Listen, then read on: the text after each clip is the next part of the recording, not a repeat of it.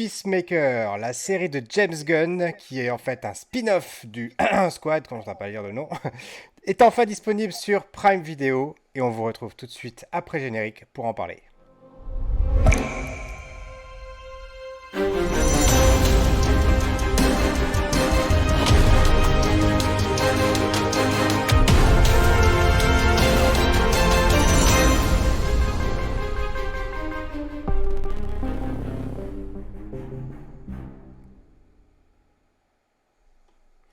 Bonjour et bienvenue dans ce 57e épisode du Café Multiverse où on vous retrouve à nouveau en tant que trois mousquetaires avec Rayeb, Greg Dyser et Romuald Boissard.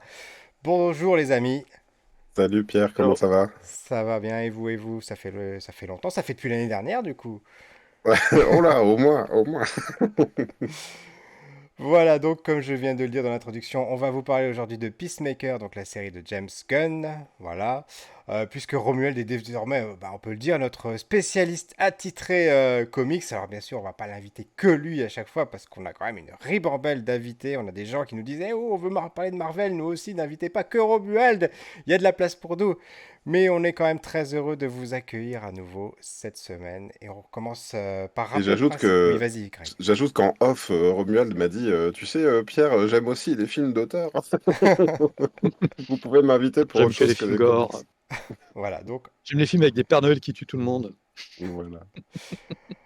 eh bien, il y aura Alors, beaucoup vas-y de choses Pierre. à dire. Et on rappelle le principe de l'émission. Donc, on a vu tous les trois la série Peacemaker, disponible sur Prime Video. On ne sait pas les uns et les autres ce qu'on en a pensé. On va le découvrir ensemble avec vous en direct dans une première partie non spoiler. Donc, on va essayer de ne pas vous divulgacher l'intrigue. On va pas vous dire trop de choses. On va essayer de rester assez générique, mais on va vous donner quand même une conclusion pour savoir si est-ce que la série peut vous plaire en fonction de vos goûts, etc. Et dans la deuxième partie, on va rentrer à fond dans les spoilers, on va divulgacher, on va en dire plein, on va parler peut-être même digresser, je pense, sur l'univers DC Comics. Voilà. Et on commence par se présenter. Donc moi, je suis responsable de la communication numérique dans une collectivité territoriale. Et dans une autre équipe de ma vie, j'étais responsable des invités pour les festivals Japan Expo et Comic Con Paris. Romuald, redis-nous tout. Qui es-tu? D'où viens-tu? Eh bien, le jour, je suis physiologiste, c'est-à-dire que j'enseigne la biologie, et la nuit, je parle de comics, de BD sur mes réseaux, et j'ai eu le plaisir de faire une exposition sur les Marvel il y a quelques années. Voilà. Grand amoureux, qui a grandi d'ailleurs avec Vigilant, donc parfait. Mhm. Et toi, Greg? Et moi, je suis Greg Dyser, je suis auteur de bande dessinée le jour et caricaturiste la nuit. Et sinon, donc voilà, j'ai une série de bande dessinée qui démarre le 22 mars. Ça y est, ça, c'est vraiment dans les tuyaux là. Ça commence à sentir l'encre d'impression. Et voilà, ça s'appelle Cléo Super Sirène chez Albin Michel. Alors, pour commencer, est-ce que tu peux nous faire le pitch de la série? Oui, tout à fait. Et avant de faire le pitch, je vais vous faire. Je n'avais pas vu. Je vais vous faire un petit avertissement, car je n'avais pas vu The Suicide Squad, le film de James Gunn. Et Peacemaker commence par un résumé de The Suicide Squad. Donc, et ce résumé, au bout de quelques plans, je me suis dit, aïe aïe aïe aïe, aïe, il faut que j'arrête tout de suite. Il faut que j'aille voir The Suicide Squad. D'ailleurs, c'est pas mal Ouais, vu de leur effectivement, part. c'est quand même un film qui s'inscrit directement, c'est vraiment une suite directe du film, hein. C'est Enfin, la ça. série, c'est une Sach- suite directe du film. Sachant que The Suicide Squad n'était pas vraiment tout à fait la suite de Suicide Squad. Bref, c'est bien compliqué chez DC, on y reviendra plus tard. Mais donc, Peacemaker, on suit le personnage joué par John Cena. John Cena! C'est là que normalement on rajoute en post-prod la musique.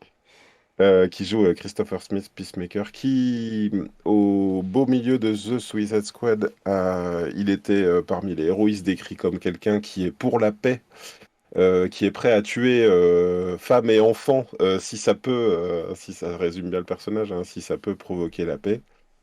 Sauf qu'il s'est passé un truc pendant The Suicide Squad qui le fait se remettre en question.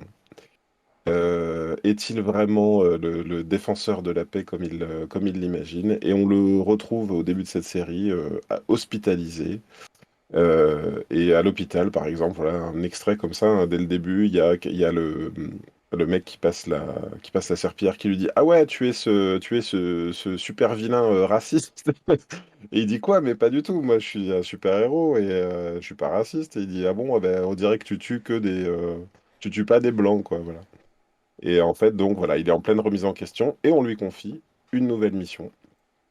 Euh, voilà, et monter avec une équipe qu'on a, pareil, une équipe en partie déjà vue dans The Suicide Squad. Voilà. Et on retrouve au casting Robert Patrick, le Oui, T-1000, le fameux T-1000 qui joue le rôle de son père. Donc de du son coup, père. Ouais. première question, le casting, voilà. Est-ce qu'il y a des choses qui sont notables pour vous, Romuald? Ah, moi, je trouve le casting est extraordinaire. Enfin, les personnages sont super bien.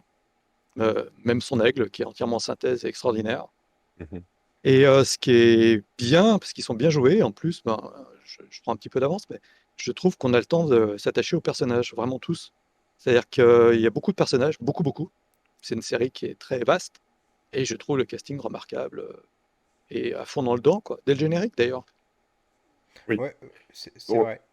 Vas-y, vas-y. on peut en parler aussi. On a ce générique qui est assez lunaire, hein, c'est-à-dire qu'on a tous les personnages principaux de la série, y compris ceux qu'on ne connaît pas encore. En fait, dès le départ, on les voit qui rentrent et qui font une chorégraphie pas forcément super bien gaulée, hein. C'est quasiment en mode les pas d'un boys band ou d'un girls band, quoi. Mais fait de manière un peu maladroite. Au premier visionnage du générique, je me suis dit, bah tiens, c'est qui, c'est qui, c'est qui? Et puis on voit qu'au milieu, il y a le mec, le fameux mec qui passe la serpillière dans l'hôpital. Donc on se dit, tiens, c'est marrant parce que c'est un foreshadowing de tous les personnages.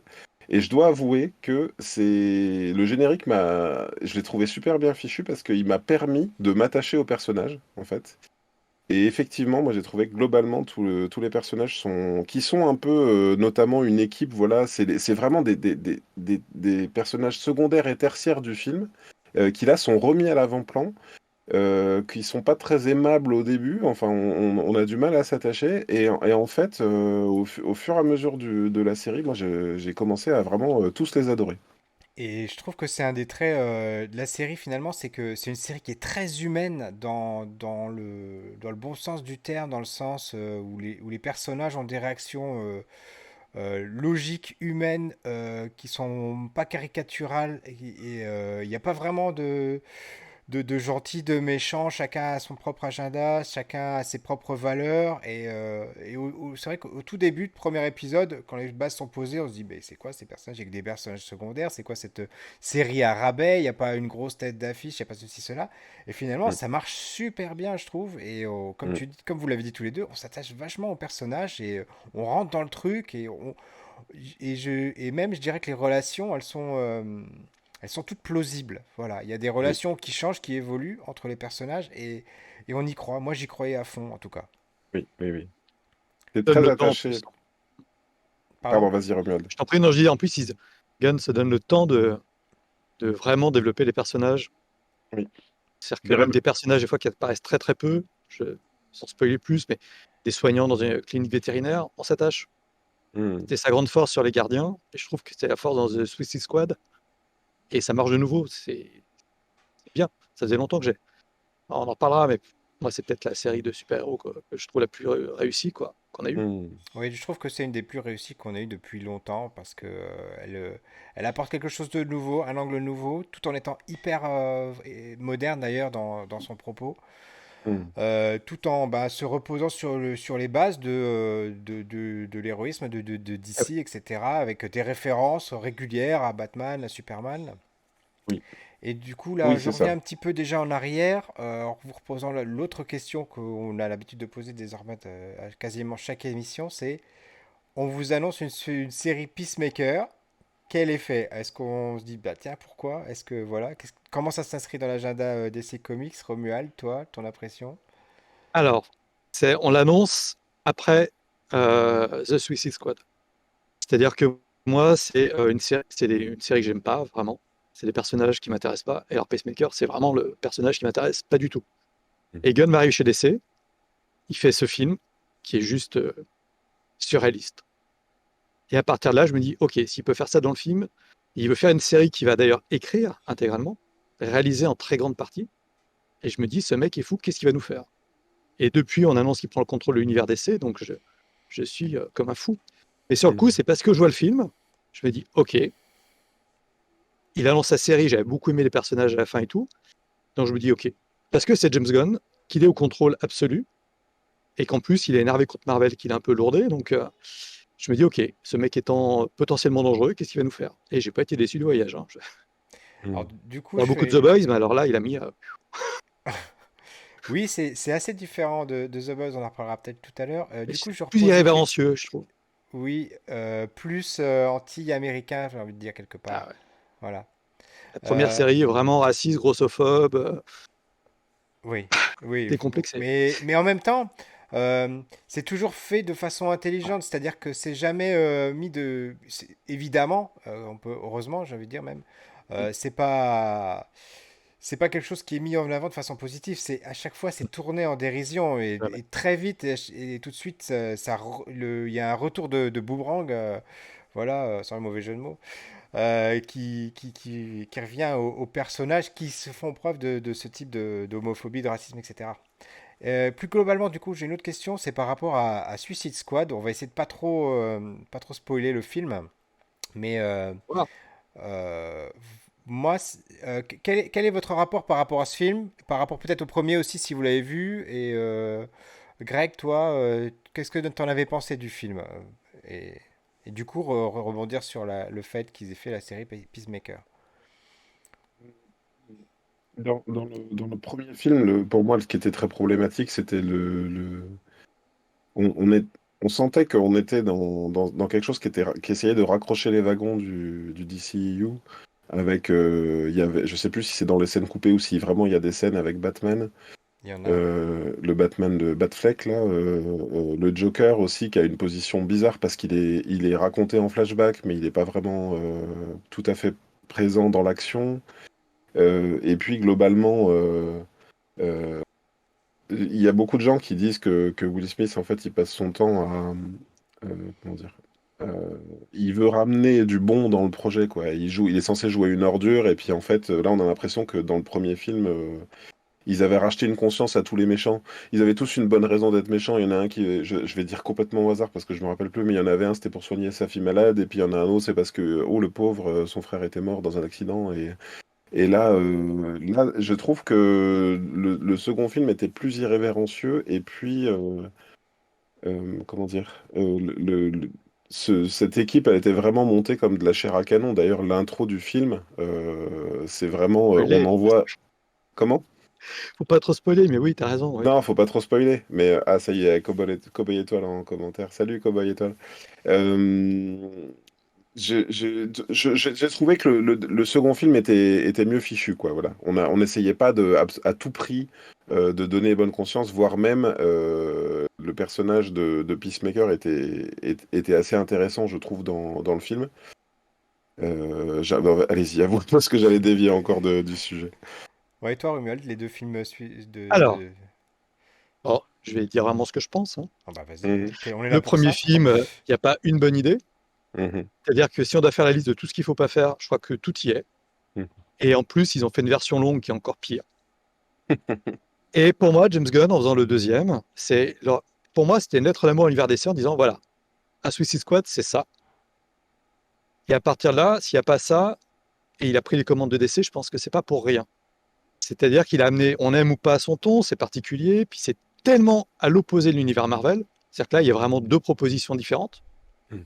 Mais d'ailleurs, tu as le personnage de Will Smith qui est rejoué par un autre personnage avec un autre acteur qui là joue le truc à fond. Je savais même plus si Et c'était le même personnage, non, si non, c'est un autre. c'était Idris Elba, il joue Ouais, c'est le Idris même Elba personnage. qui. C'était le moyen de rebooter le perso sans que ça soit le perso. Mhm, Et en plus, il prend le pire personnage de chez DC, c'est-à-dire, je spoil pas, mais un mhm, personnage qui peut être grandiose ou ridicule, et il mhm, joue le à fond, le notre code ridicule qu'il va réutiliser dans la série. mhm, Mais c'est James Gunn. Le souci pour moi, si tu veux, c'est que je ne sais pas s'il pouvait faire d'autres choses comme ça. Le fait que maintenant il ait le contrôle et qu'il va écrire, voilà. Et Pacemaker m'intéressait parce que James Gunn l'écrivait mhm, et faisait une suite directe à The Suicide Squad. Et quelque part, le début du film, que tu disais, en fait, c'était façon de tirer la chasse sur le premier. mhm. Après, les gens aimaient ou pas, mais ils disaient non, ben, en fait, on s'est planté, je jette tout, violemment, Et en plus, pour moi, c'est la meilleure proposition d'Harley Quinn, de très loin. Voilà. Ouais. Donc Alors, j'ai c'est vrai adoré que le film, j'ai vu 3 fois, 4 fois, je crois. Alors, c'est vrai que en ça, je te rejoins largement qu'on se retrouve en fait un anti-Marvel. D'ailleurs, il y a même un personnage qui est clé dans les films de DC Comics, qui est le personnage, je sais plus son nom, cette femme qui contrôle tout le monde dans l'ombre, Amanda Waller, comment Amanda oublier Amanda Waller, Waller, qu'on qui retrouve était présent dans aussi les du séries coup d'ailleurs, dans Black Adam, partout. voilà, qu'on retrouve partout. C'est vraiment l'anti-Samuel Jackson en fait. Ah, c'est L'anti-Nick Fury. Et c'est ça qui est super intéressant, c'est que rien qu'avec un personnage, ils arrivent à faire l'antithèse de deux univers, quoi. Et pourtant, qui ont un rôle qui est à peu près similaire, puisque c'est lui qui réunit, on va dire, les personnages, qui fait le lien entre les films, plus ou moins. Et moi, j'ai trouvé ça super intéressant, effectivement. chez Marvel, c'est la réunion des héros. Chez DC, pour l'instant, on a la réunion des méchants. Et les méchants servent à contrôler les héros. Alors, tu le vois comme ça, toi? Ah bah, je le vois comme ça, c'est joué comme ça, et dans les comics, c'est joué comme ça. Alors, contrôler, oui, pour Amanda Waller, mais par rapport à la C'est-à-dire Suicide que, Squad, ouais, non, ouais. voilà, Vas-y. Amanda Waller, elle a un moyen de tuer ou de neutraliser chaque super-héros en utilisant la Suicide Squad.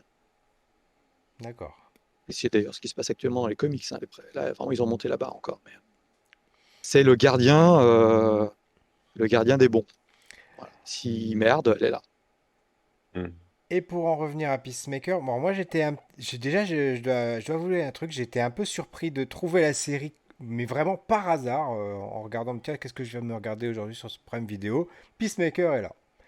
Mhm. Pas un tweet, pas une promo, rien. Si vous allez sur YouTube, que vous tapez la bande-annonce que j'ai cherché d'ailleurs pour faire l'émission d'aujourd'hui, il n'y a même pas la bande-annonce dans Prime Video. Enfin, c'est-à-dire qu'ils en ont même pas parlé. Alors que pourtant, bon, c'est une série, voilà, qui, à mon avis, a largement sa place aujourd'hui. On va en parler aujourd'hui. Suivant ce que vous avez déjà dit, je pense qu'on a un avis à peu près équivalent, c'est-à-dire que on a trouvé que c'était une série qui n'était pas mauvaise. Voilà, Romuald Mhm. qui nous fait le signe avec des pouces. Donc moi je suis assez surpris qu'on n'ait pas fait plus la promo que ça, qu'on n'en ait pas plus entendu parler. Après, il y a des éditeurs quand même qui éditent des bouquins, qui éditent des comics. Ils ont ces personnages. J'ai du mal à comprendre comment ils n'arrivent pas à bosser en synergie entre eux et à se faire de la promo, etc. Alors, C'est le problème de HBO, hein. c'est un petit peu C'est méchant de HBO ma Max, part hein, voilà. de dire ça, mais c'est vrai que je sais pourquoi ils bossent pas ensemble au final, mais moi je fais toujours le surpris, le candide en disant, mais les gars, vous avez du matériel qui est similaire, vous devriez bosser ensemble, faire de l'autopromo, etc. Et Mhm. doubler sur ce que vous avez plutôt que de bosser chacun dans votre coin. Je suis toujours surpris. Et vous, Bah, vous du Non, mais coup, l'avez... là, c'est le problème de. j'ai une Vas-y, vas-y. question pour toi, Romuald.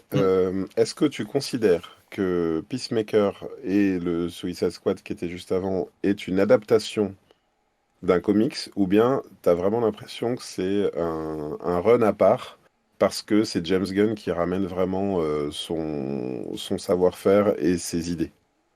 Ouais, pour moi, c'est un peu. Enfin, c'est à part, c'est un peu comme avec les gardiens. C'est-à-dire Ouais. qu'on connaît tous les personnages, mais il amène vraiment une sauce. Mhm. Là, pour moi, Gunn, c'était comment rentrer dans l'univers DC sans utiliser la Trinité, comment proposer sa vision de l'univers avec des personnages sur un film en plus qui avait merdé. Donc lui, il craignait rien par rapport à ça. Mhm. Et en plus, là, le fait de faire la série sur Pacemaker, je veux dire, c'est un personnage dont on se s'intéresse absolument pas, quoi. C'est Pacemaker. Mhm. Je veux dire, pour moi, si tu veux, il y avait plus d'intérêt avec Vigilant qu'avec Pacemaker. Donc, c'est prouvé que en prenant quelque chose qui est pas forcément intéressant, il y a des très bons trucs sur euh, la Suicide Squad, que c'est vraiment une histoire d'écriture, de volonté, d'engagement des réalisateurs. J'ai l'impression que moi, c'est un acte de foi, d'amour à l'univers DC, en disant, regardez, je prends ça, c'est tout cassé, Mhm. je vais vous montrer qu'on peut en faire quelque chose. Et après, ce que tu disais, c'est le problème actuellement aussi HBO Max, tu vois. DC, c'est diffusé par HBO, c'est ouais, Warner, il y a un problème de diffusion en France qui fait que c'est super mal fait en France. Et à côté de ça, Urban a sorti un titre, Pacemaker et tout ça. D'ailleurs, j'en profite, hein. Enfin, ne l'achetez pas, c'est pas bon, c'est pas intéressant. C'est que le problème, t'as pas, moi, je peux pas te conseiller un titre en disant lis ça si tu as aimé Suicide Squad ou Pacemaker. Mhm. C'est la version qui est proposée, c'est la meilleure, c'est dans les films. Donc ça répond à Euh, Pierre en fait, c'est que ouais, non seulement il bosse pas de concert, mais en plus pour toi l'intérêt qu'on peut porter à la série ne réhabilite pas euh, l'intérêt qu'on pourrait trouver dans les comics. Il y a Cowboy ouais, c'est que Étoile c'est qui a pas noté Romuald de ta manière de prononcer, qui dit faut pas être cardiaque pour Ouais, Peacemaker, ouais, je pour sais. Je suis Pacemaker. physiologiste, je rappelle. Ma spécialité est au cœur. Peacemaker. Alors, il y a Cowboy Étoile qui demande si Warner en France a un accord avec Canal+ et Vivendi. Alors, Ça a été cassé. il y avait OCS qui possédait en fait les séries et films HBO Max, mais l'accord n'a pas été reconduit en 2023. Donc maintenant, tout est un petit peu éclaté à droite à gauche. C'est Amazon Prime qui a pris une grosse partie de tout ça, mais voilà, pour Mm. l'instant, c'est pas très clair. Il n'y a pas beaucoup de visibilité là-dessus. Je peux me La- permettre en la- plus. Mais vas-y. Non, non, c'est qu'ils doivent récupérer beaucoup d'argent. Donc on sait qu'ils devaient produire notamment une nouvelle série animée Batman qui reprenait la vieille. Et il semblerait quand même que le but pour eux, c'est de faire de l'argent. Donc au départ, ils devaient faire leur plateforme, peut-être toi. Ils essaient de revendre en fait les séries à d'autres plateformes pour récupérer beaucoup d'argent parce qu'ils ont perdu Mm. beaucoup d'argent. Ils ont supprimé les films Supergirl, Black Adam, ça c'est poum.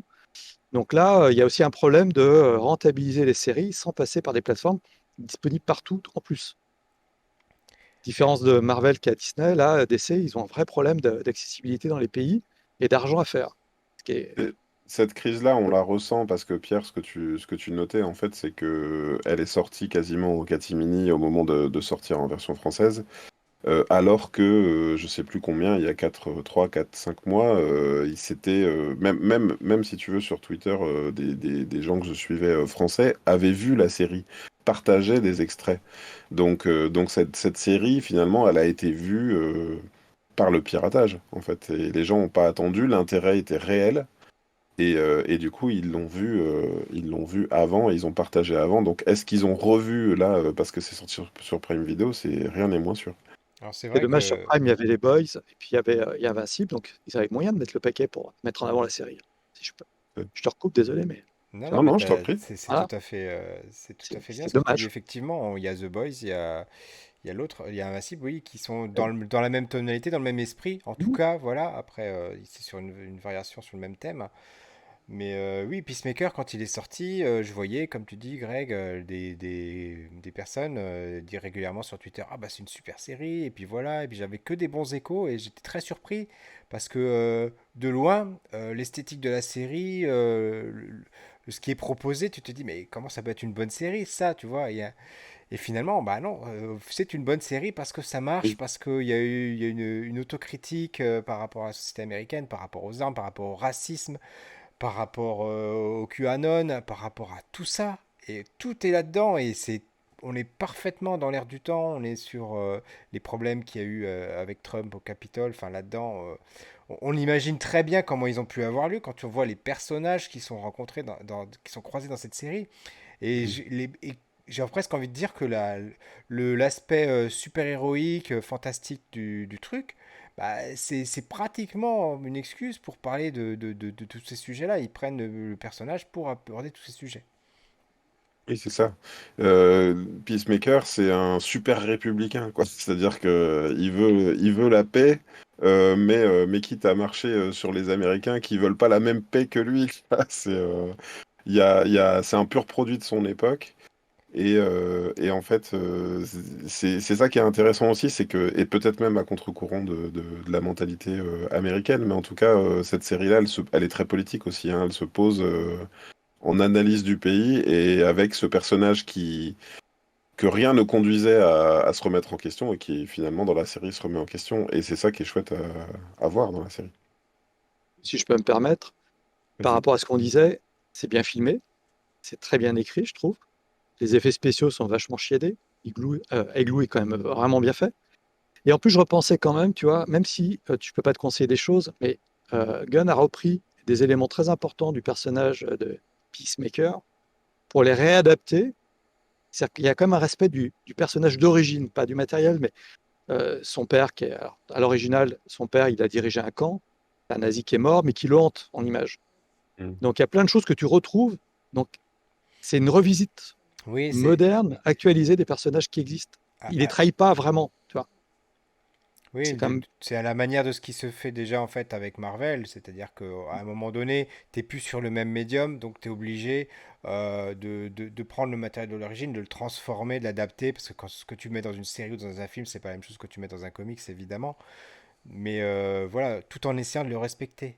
Alors moi, Voilà. il y a autre chose que j'ai bien aimé dans la série. On parlait donc, on a parlé plusieurs reprises de tout ce qui est homophobie, racisme, etc. Et les personnages qui sont victimes de ça là-dedans, ils se laissent pas faire. Moi, ça m'a intéressé. C'est-à-dire, c'est pas des Karen qui vont crier loup, etc. Ils rentrent dans l'art et voilà, ils retournent les arguments contre eux. Et il y a un personnage asiatique qui se fait insulter, qui se fait traiter de je sais plus quelle chose, et elle lui retourne après le truc à lui-même. Elle l'appelle de la même façon que lui l'aurait appelé, et du coup, Oui, ça le remet parce dans la qu'il l'appelle, situation inverse. je crois qu'il l'appelle Chopsticks et elle l'appelle Fourchette, un Oui, truc comme voilà, ça. c'est ça. Et Il l'appelle ouais. baguette et elle l'appelle fourchette. Voilà, donc ça lui remet dans la tête. Et je trouve que c'est très, très intéressant de voir que c'est une autre façon de traiter la problématique bah, de la discrimination, on va dire comme ça, quoi. Le Puis il y a côté très aussi badass de tous les personnages, hein. mm, il y a aussi le personnage de John Economos qui est joué par Steve Agee et qui est un personnage euh, un gros avec une grande barbe, toute grisonnante et tout. Il passe, oui, c'est vrai.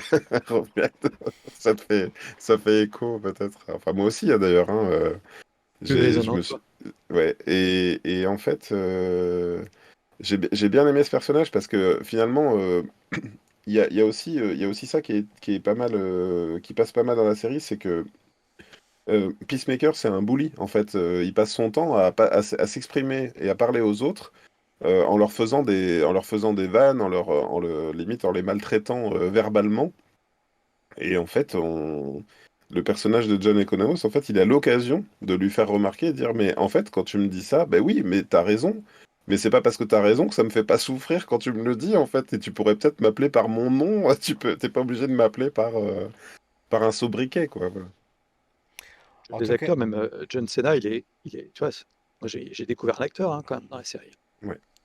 mais oui, et puis j'ai envie de dire que c'est le deuxième catcheur que James Gunn arrive comme ça à sublimer, parce qu'on avait déjà dans les Gardiens de la Galaxie. Et là, il les a vraiment révélés. Je trouve ces deux acteurs là qui ont pris vraiment ouais, c'est ça, il les a révélés parce on avait vu déjà John Cena par exemple dans Fast and Furious, etc. Mais il jouait le gars le rôle du gars au gros bras, pas très malin. Là, c'est différent. Là, on sent bien que on sent que c'est joué. On sent bien Mhm. qu'il n'est pas juste bête et qu'ils l'ont mis là dans ce rôle parce qu'il est bête dans la vraie vie. Là, on sent qu'il a pris le personnage vraiment, qu'il l'a intégré, quoi. Et du Il aime coup, bah, C'est ses acteurs, intéressant. ça se voit, hein. oui, oui, c'est ça. Et c'est intéressant ce que tu dis parce que c'est vrai que peut-être qu'il a. Là, en plus, on parle du rapport aux super-héros, mais finalement, les super-héros, ils sont là comme un- ils sont dans l'inconscient, en fait, mais ils sont pas forcément hyper présents. Peacemaker, ça n'est qu'un humain, effectivement, à la carrure d'un catcheur, mais ça reste un humain normal, avec des accessoires. Et c'est intéressant le parallèle que tu fais parce que les catcheurs sont un peu des super-héros de la vie réelle, dans le sens où vraiment ils se produisent comme ça, quoi. Enfin, ils jouent ça, en fait, hein, finalement. Ils jouent, ils essayent de laisser penser qu'ils ont réellement des pouvoirs. Je crois qu'il y a un catcheur qui arrive sur scène et qui a une sorte de. S'il touche son adversaire, l'adversaire tombe dans les vapes, un truc comme ça. Donc c'est intéressant le parallèle que tu fais. En tout cas, vous l'aurez compris, c'est une série qu'on a bien aimée. Donc moi, je vais faire ma première conclusion de cette première partie. Euh, voilà, c'est une série que je recommanderais du coup bah, à tout le monde un peu parce que ça reste une série policière aussi. Il y a une intrigue, il y a de la science-fiction. On retrouve tout ça dedans. Donc c'est pas fort. Le côté super-héroïque, voilà, ça reste dedans. C'est plutôt en trame de fond. Moi, j'ai pas trouvé que c'était trop présent, trop étouffant en tout cas. Et voilà, les relations entre les personnages, ça marche bien. Le scénario, il déroule. Il y a vraiment une trame. Il y a un début, il y a une fin. L'enjeu? Même si la fin, bon, il y a quelques il y a quelques petites ouvertures, mais c'est normal, c'est le jeu dans ce type de production. On en parlera, je pense, dans la partie spoiler. Mais voilà, moi j'ai passé un bon moment, j'étais agréablement surpris. Premier épisode, j'ai trouvé correct, voilà, qui posait les bases. Et après, ben, j'ai tout regardé quasiment d'un seul coup. Là. En 2, 3 jours, je me suis fait tous les épisodes. Voilà. Hmm. Et Romuald, de toi. Très addictif. Non, mais moi, je l'ai revu avec grand plaisir en plus. Parce qu'ayant vu, et puis j'ai pu admirer aussi voilà, le jeu. Il y a toujours un peu générique aussi, les acteurs sont en roue libre sur des scènes. Tu sens que ça a été vraiment fait. Et puis, je sais pas, je trouve que Gunn aime ses personnages, il aime ses acteurs, il les filme, il leur donne des choses à jouer, à magnifier. Et quand les scènes sont ridicules, euh, ça reste bien quand même. C'est-à-dire qu'il y a des fois, c'est des trucs qui tombent à plat, je trouve que tout fonctionne. C'est peut-être d'ailleurs ce qui me fait un peu peur pour la suite, c'est que là, je trouve que ça marche tellement bien. Avec vraiment du briquet de broc, on arrive à avoir une série qui est, voilà. Et puis, voilà, comme je disais, en plus, moi, j'ai la musique, je me suis mis à écouter les albums, enfin, c'est du Gunn à plein de tubes avec, c'est des, c'est pensé d'un bout à l'autre, visuellement, au niveau sonore, des personnages et tout. Et je suis admiratif de son boulot là-dessus. Ouais, j'aimerais bien qu'il fasse un peu de comics pour et venir écrire un peu chez DC, quoi.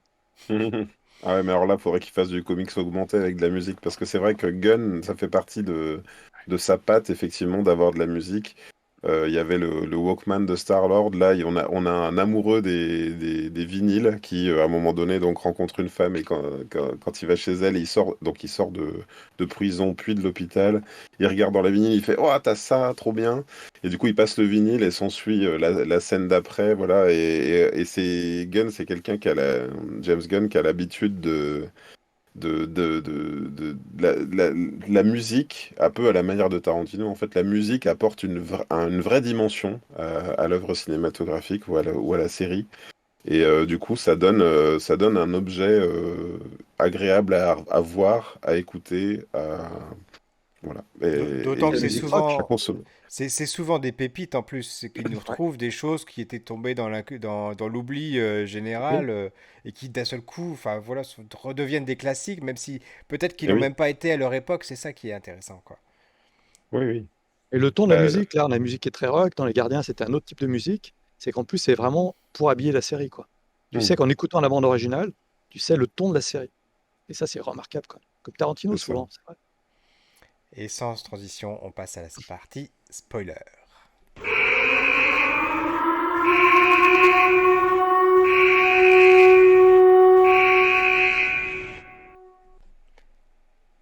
Et à la fin, tout le monde meurt. Non, c'est pas vrai. Ah, à la fin. Le meilleur personnage est un aigle. Alors, sur l'aigle, au début, dans les premiers épisodes, je me suis quand même posé la question de est-ce qu'il est vrai ou pas. Alors après, on se dit, non, c'est pas possible. C'est pas possible, c'est forcément un faux, mais c'est tellement bien foutu Ouais. que Bah, la plus grosse boîte d'effets spéciaux, hein. ouais. Mais ils ont dû mettre tout le budget dedans, hein, en fait. Parce qu'il n'y a Eh ben, pas tu sais, on se énormément plaignait de des choses quand budgets. même, hein. Non, mais on se plaignait des séries Marvel parfois et tout. Là, tout est léché, quoi. Ouais. Hmm. Et il a pas eu de sous, hein, sur la série comme ça. Enfin, Et on est vraiment chez les rednecks américains, quoi. c'est vrai. C'est dingue, c'est incroyable. Enfin, on n'a pas envie d'aller vivre dans ce pays quand on voit une série pareille, finalement, hein. Ah ouais, ouais. Ah non, Robert bah, entre, Patrick est entre extraordinaire. Ozark, entre ça, entre effectivement, entre les rednecks, les suprémacistes, tout, enfin, mais de toute façon, déjà, globalement, enfin, c'est vrai qu'on n'est pas dans la vitrine américaine de Rocky. Je pense à Apollo Creed, tu vois, dans Rocky 3 ou Rocky 4, pardon, ou Living in America, James Brown, tout ça, il y avait un truc, waouh, tu disais, c'est ouf, je Ouais, veux c'est aller ose, là-bas. hein. Et là, effectivement, plus je regarde, plus je vois des séries, et plus je me dis, mais en fait, non, j'ai pas envie d'aller là-bas, de me prendre une balle perdue, et puis d'avoir un super-héros qui me balance un avion sur le coin de la tête. Bien sûr, les super-héros sont pas là, mais au fond, c'est ça, t'as raison aussi, hein, Pierre, c'est ce que nous vendent les séries américaines en ce moment, y compris dans leur univers super-héroïque, c'est qu'il fait pas bon vivre euh, aux États-Unis. Alors, du Là, t'as quand coup, même deux spécimens, hein. ouais. Et alors, moi, j'étais vraiment intéressé de voir qu'il y avait une dimension planétaire qui prenait l'intrigue. et que c'était bien amené, que c'était vraiment naturel et que c'était pas surjoué. À aucun moment ça paraissait trop gros finalement. Bizarrement, c'est énorme puisque c'est le complot planétaire entre guillemets. D'ailleurs, on en revient toujours au même sujet, hein, QAnon, etc. Le complot, État voilà, profond. Mm. état profond, voilà. Mais finalement, c'est bizarre, ça tient debout. On arrive quand même à y croire jusqu'à la fin, jusqu'à cette scène finale. Je sais même pas, je sais plus si c'est post-générique ou pas, où on voit Aquaman et Flash et en fond Superman et Wonder Woman, mais pas, on voit pas leur tête en tout cas. On voit que des ombres qui arrivent et qui donnent, on va dire, je sais pas, l'excuse de dire, voilà, c'est vraiment une production du DC, voilà, on est dedans, voilà. Mm. Mais après, ça pose d'autres questions de savoir qu'est-ce qui va se passer, est-ce que ces acteurs vont encore être là par la suite, vu que James Gunn reprend tout, on sait qu'il reboot. On sait a priori il y a Jason Momoa qui va probablement jouer le rôle de Lobo, donc ça veut dire est-ce qu'il va continuer à Ouais. être Aquaman s'il est Lobo.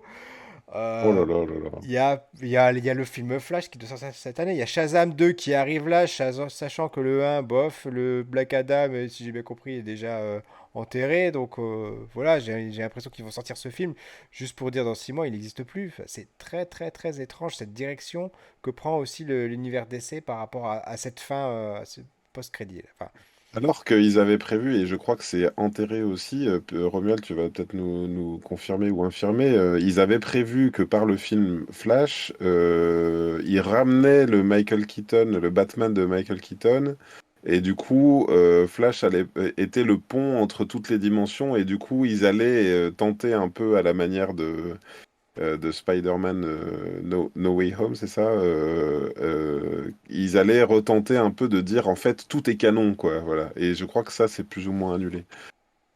Ouais, ouais, bah, de toute façon, dans l'univers DC, Flash, c'est toujours par lui que ça arrive, les crises. Le fait, là, le dernier univers DC, c'est Flash qui veut sauver sa mère. Ça a lancé le Flashpoint qui lance le New 52, les nouveaux Mm. personnages.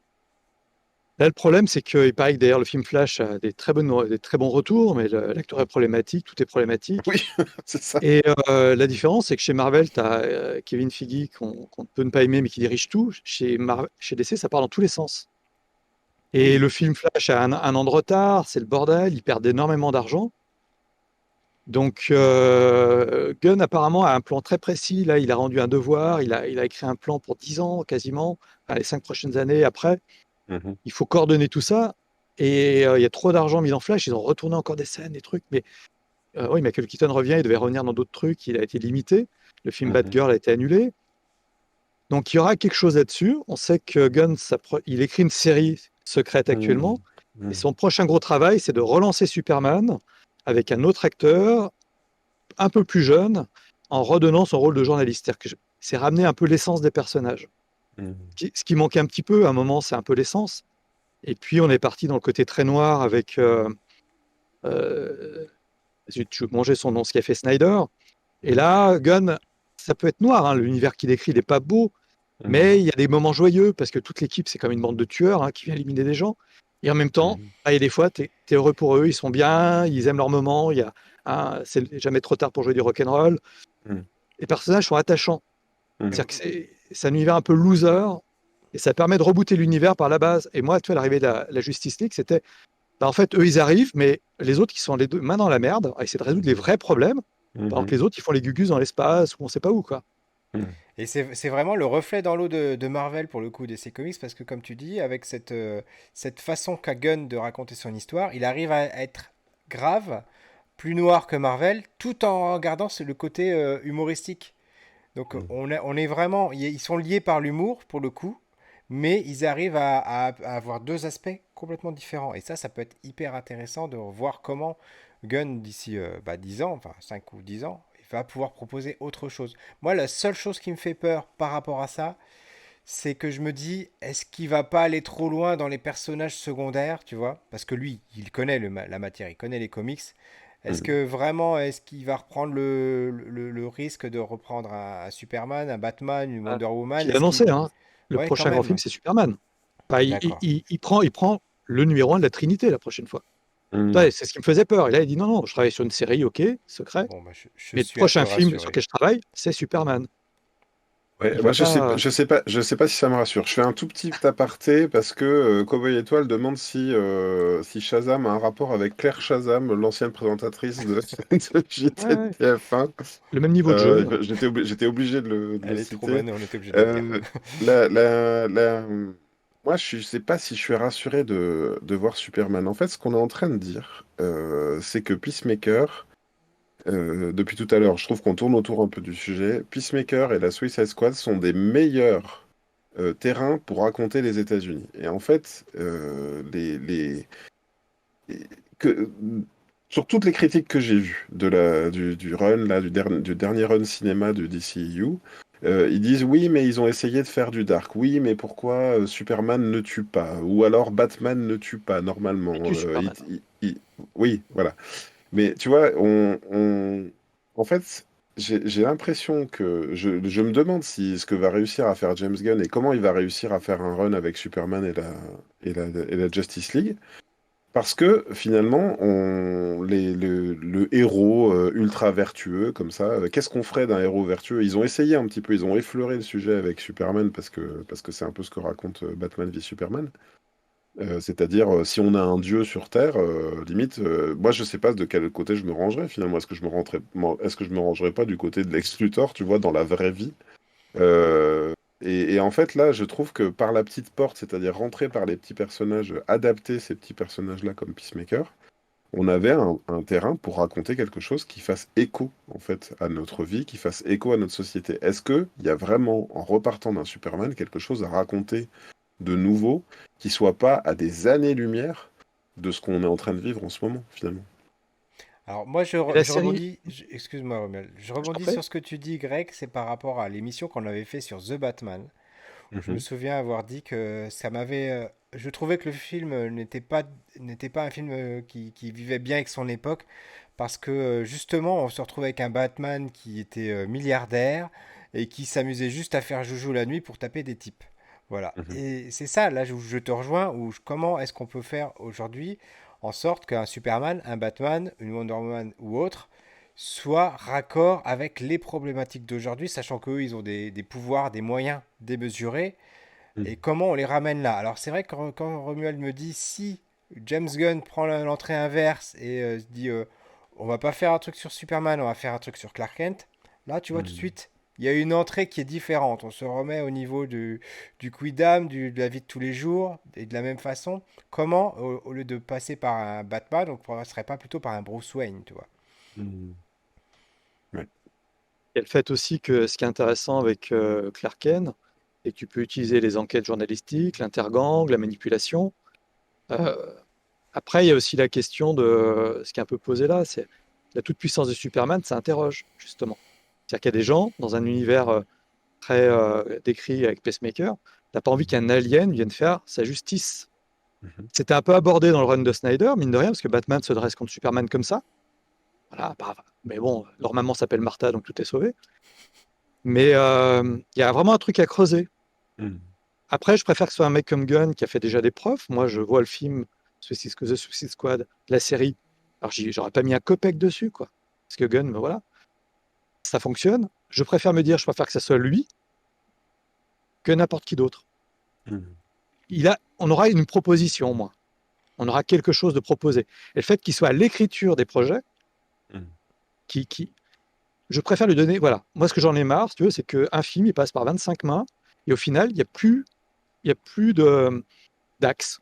Ouais, espérons vraiment qu'il ait les coups des franges comme Kevin Feige chez Marvel pour pouvoir donner un univers cohérent à tout ça, quoi. Il plaira peut-être pas aux gens ce qu'ils proposent, mais qu'on ait une proposition. Tu vois, ce qui des fois manque d'ailleurs même dans les comics, tu vois, où voilà, on fait un truc, on l'efface derrière, enfin, tu vois. Et en plus, on a oublié que la personnage clé, ce que tu disais là, pour l'instant, même si tu prends Black Adam, le personnage clé, c'est Amanda Waller. Mhm, C'est quelqu'un de l'ombre, anti-conspiration. Enfin, il y a un parti fort des choses cachées, de l'arrière-cour, et qui peut donner une ombre puissante à Superman sans que ça soit mhm, encore une fois Lex Luthor. mhm. Oui, Voilà, tu c'est vois. intéressant ce que tu dis. Cependant, tu vois, on parlait de Marvel tout à l'heure. Je crois quand même qu'il y a ce que Marvel apportait, enfin, Romuald, tu vas me dire que j'oublie forcément des trucs chez DC, mais je pense par exemple au personnage d'Iron Man dans Marvel, il a eu tout un passage avec l'alcoolisme, avec tout ça. Enfin, tu vois, on sait que c'est des personnages qui sont passés par des moments et que c'est des moments difficiles et que c'est, je pense à Spider-Man aussi, tu vois, par rapport au décès de sa copine. Il y a des choses qui ont été racontées comme ça. Là où je suis sceptique c'est pour Superman et pour le fait d'adapter ce personnage qu'on connaît, donc qui est effectivement qui à la ville est un journaliste. Si aujourd'hui j'écris un super-héros et que Superman, si aujourd'hui j'invente Superman, il a jamais existé, est-ce que je vais choisir qu'il soit journaliste à la ville? Je suis pas sûr, tu vois. Le métier de journaliste, il est quand même particulier aujourd'hui. Il a une dimension importante, c'est sûr que, mais à ce moment-là, c'est plus le Superman de la rédaction du Daily Planet, tu vois. C'est plus le Superman qui se cache au milieu pour avoir les news. Il y avait quand même quelque chose qui était relatif à l'époque. Si tu redécales, si tu rebootes sans arrêt.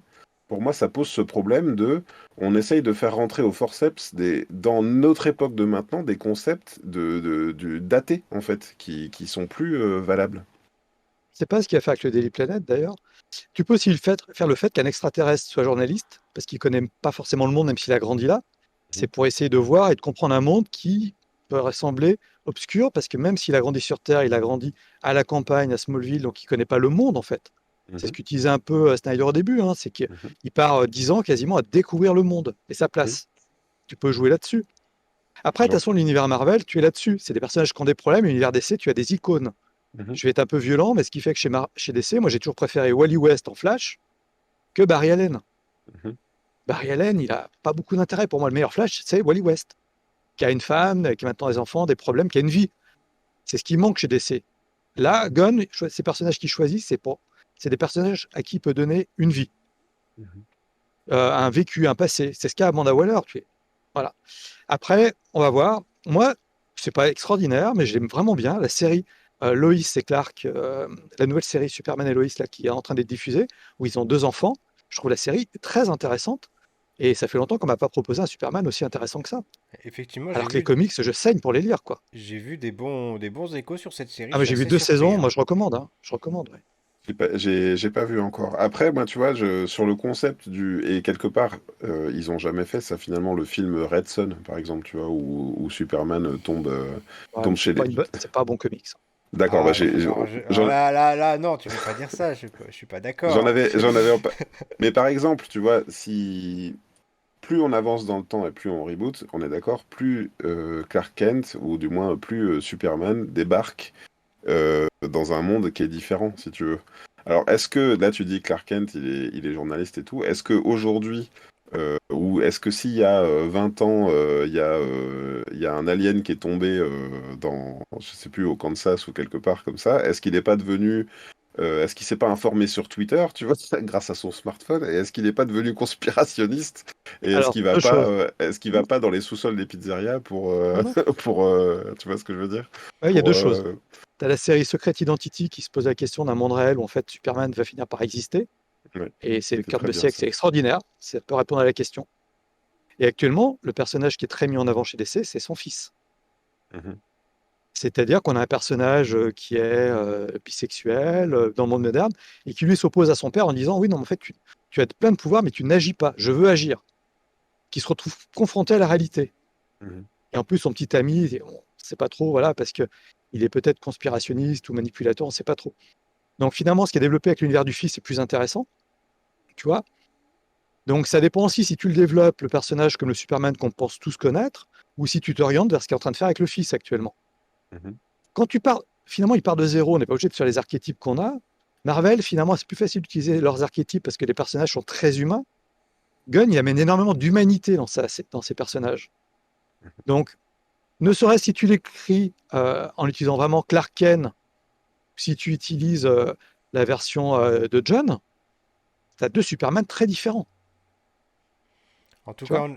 on a beaucoup digressé. Est-ce que vous voyez quelque chose à rajouter sur Peacemaker avant qu'on passe à la partie des recommandations de la semaine, notamment dans la partie spoiler? Finalement, je sais même pas s'il y avait vraiment quelque chose à spoiler parce que c'est des révélations qui sont pas vraiment clés. C'est-à-dire qu'elles À la rigueur, il y a le fait que Amanda Waller soit la fille de l'autre, enfin, soit la mère de l'autre, mais bon, Même elle a des problèmes de famille.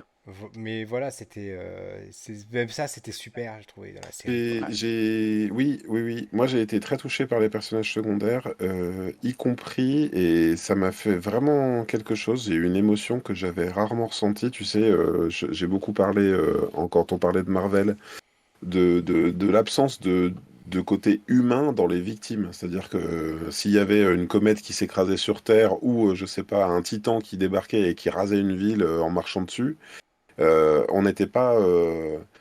Comment dire, on voyait pas de gens, on voyait pas de personnages pour accrocher une émotion à ça.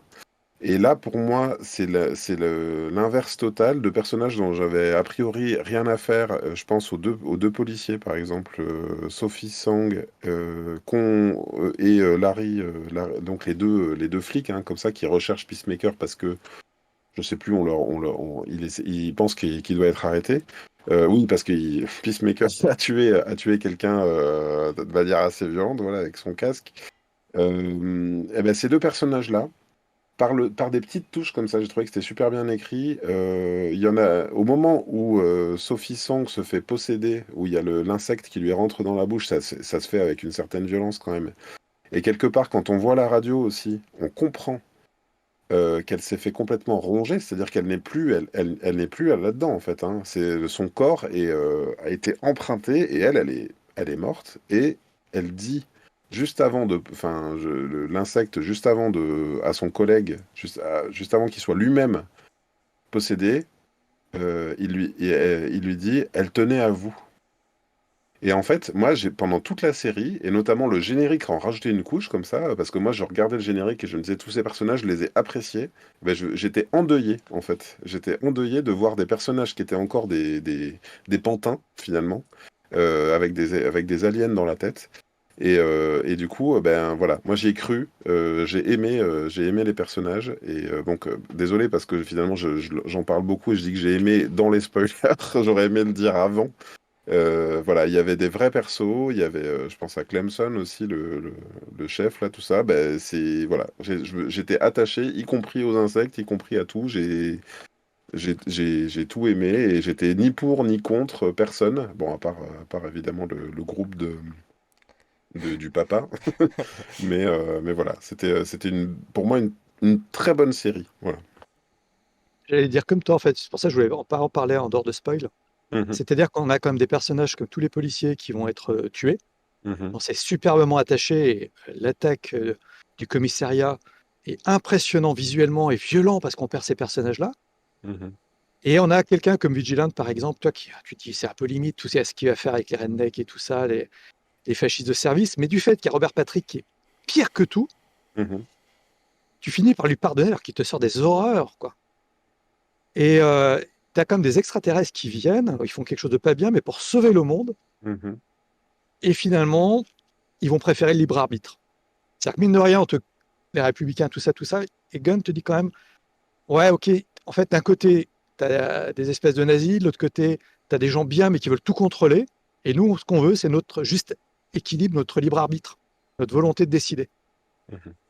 Et je trouve que la série est un peu plus profonde que ça. Ils ont quand même, non, oui, on perd quand même un certain nombre, enfin, c'est les policiers, mais les personnages auxquels on s'attache énormément, les deux flics, on s'attache énormément, et ils les butent. Mhm. Oui, il y a un vrai C'est d'une. message. Oh, je suis resté, mais je suis comme Greg, Ouais, mais je suis resté, waouh!